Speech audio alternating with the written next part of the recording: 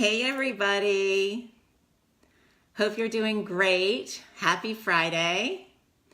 Quick question for you. Where are you watching from? Let me know in the comments. That would be great. I'd love to hear where you're watching from. And today I'm going to talk about how not to feel deprived when letting go of addictions or bad habits. And I am really excited about this because so many people I talk to they're so afraid of giving up alcohol or refined sugar or different foods because they're so afraid that they're going to feel deprived. And so, have you guys ever felt deprived about thinking about giving something up? If so, put a 1 in the comments. That would be great.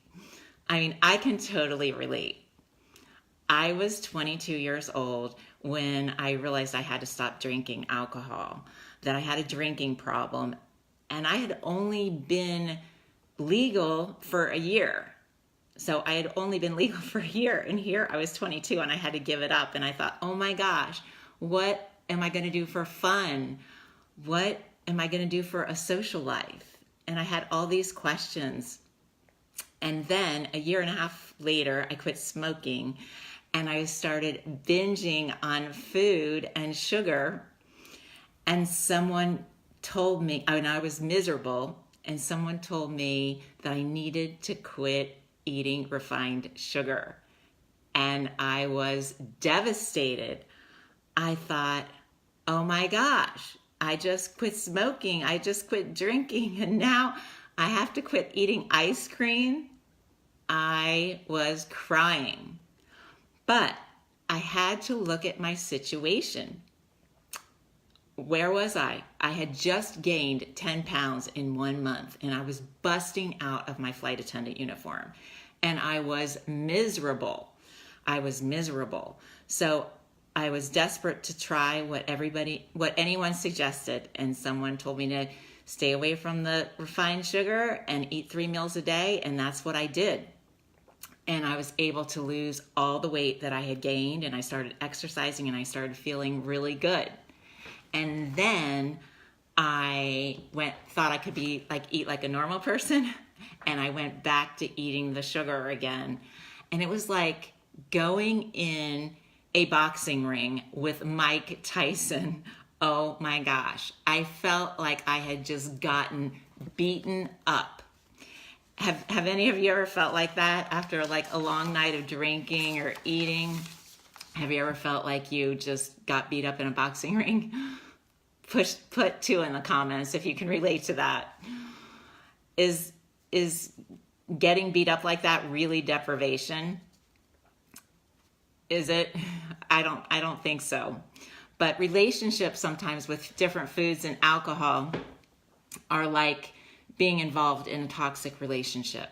You know, your boyfriend or your girlfriend, they hit you in the face, and then the next day they come back and they tell you that they love you. And that's what it's like being in an addictive relationship with alcohol and certain foods. They have all these promises, but really they make you feel like crap.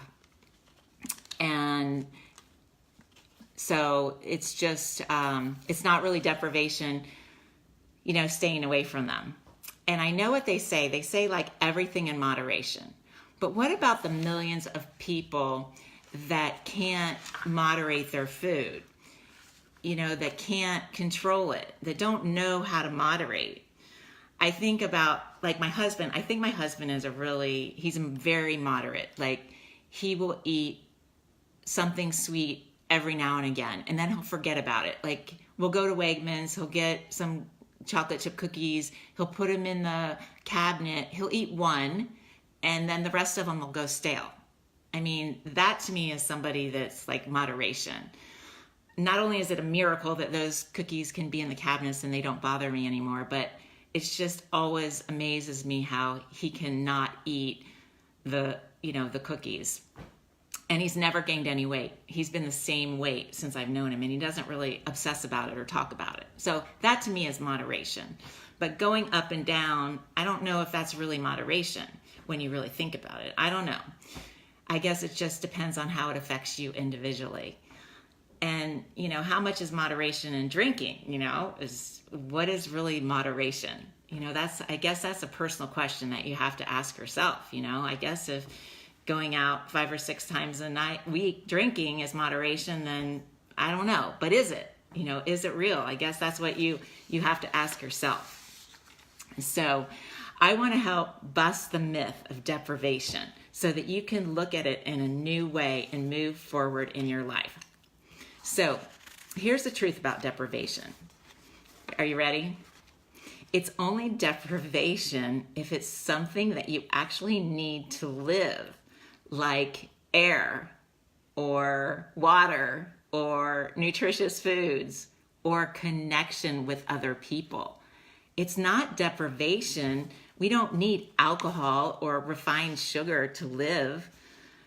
Deprivation is something that your addiction wants you to feel because it wants to keep you hooked. It wants to keep you hooked in the lie, and it starts talking to you.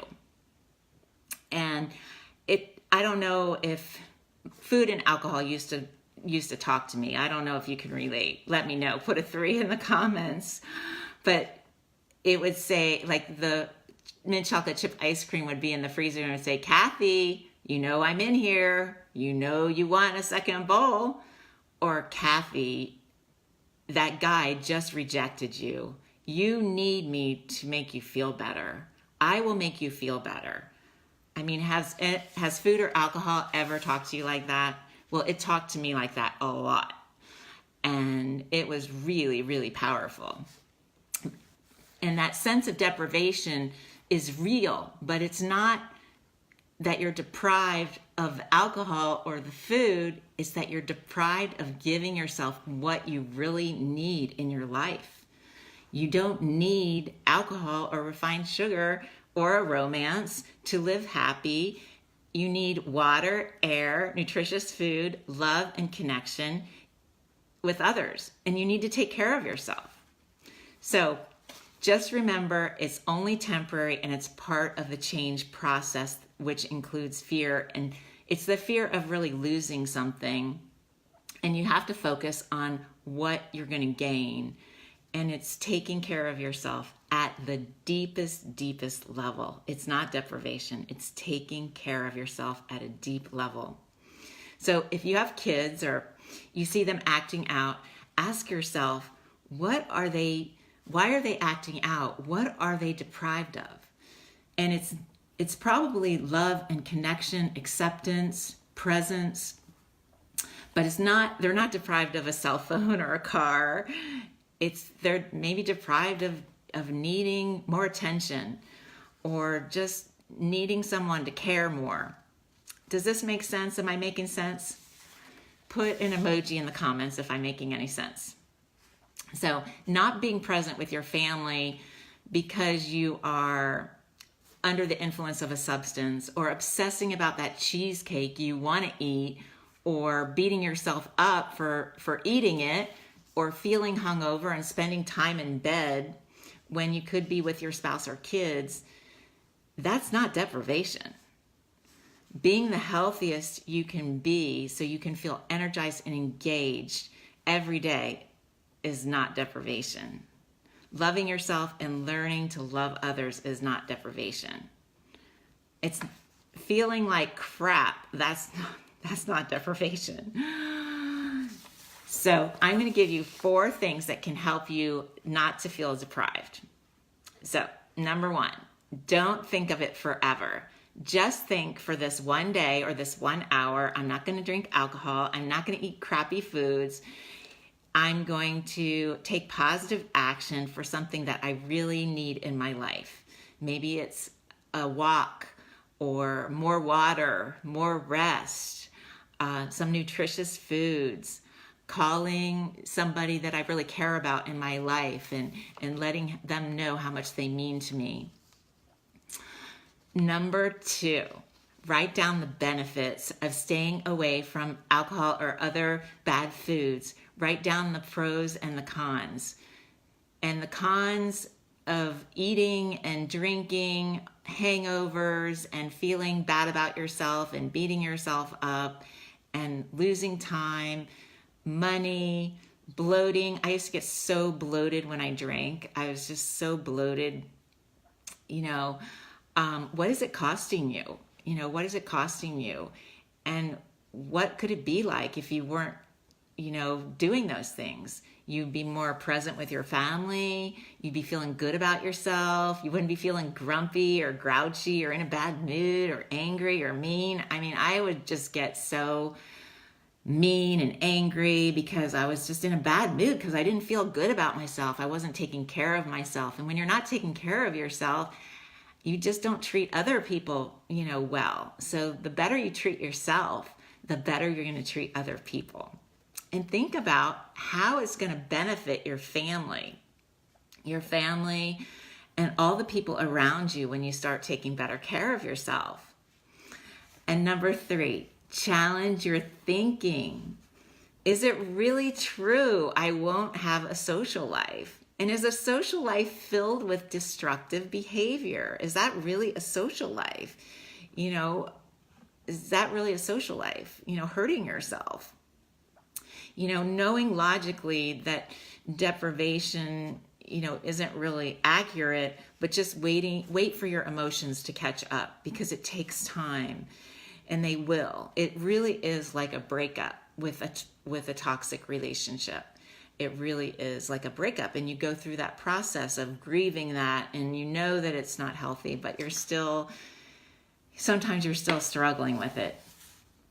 And just know that you're gonna get over it and you're gonna feel better. And it's like a miracle, but I have no cravings today at all. I mean, I haven't had any refined sugar or flour in 20 years. I never crave it. I never crave alcohol. I have no cravings. It's so amazing. And I'm so grateful for it every single day. And number 4, keep fighting for your breakthrough. You have to want to change more than anything.